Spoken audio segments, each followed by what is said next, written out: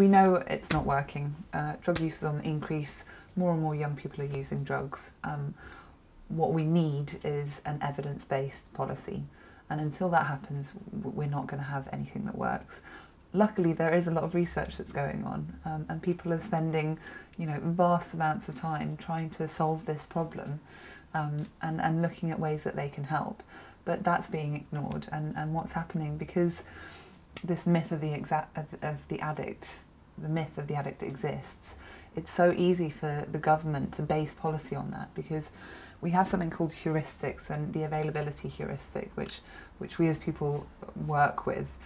So flying is a great example of the availability heuristic. Most people are more scared of death from flying than they are from crossing the road, and that's because it's much easier for us to draw up images of a plane crashing, because we see it so much in films and things, than the sort of more mundane crossing the road accident.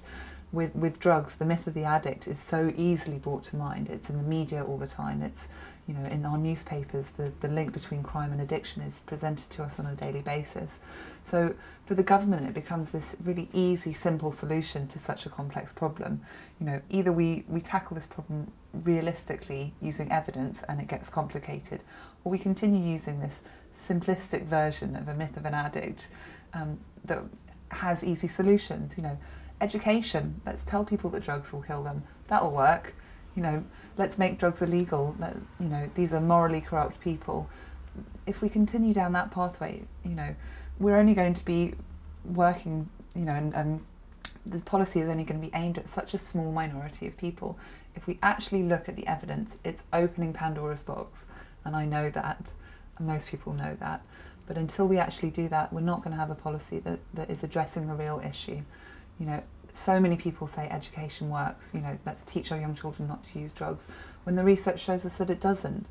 DARE in America, this huge big project designed to stop people using drugs, showed no long-term comparable effects when compared with a control group. Most education is actually really propaganda. We're trying to force our children not to use drugs, and that is never going to work. And they talk about this boomerang effect, and you see it in things that initially seem quite logical. Tell people that cigarettes kill them, put posters up showing lung cancer and how awful it is. All that does is make a smoker want to smoke more. The natural physiological response is, I feel stressed, therefore what is my coping mechanism? I'll smoke. So as good as the intentions are and as logical as it may seem, unless we look at evidence, we're not going to be getting the effects that we want. We're going to be getting counteractive effects, and we're going to be wasting a lot of money on huge big marketing campaigns that have absolutely no effect.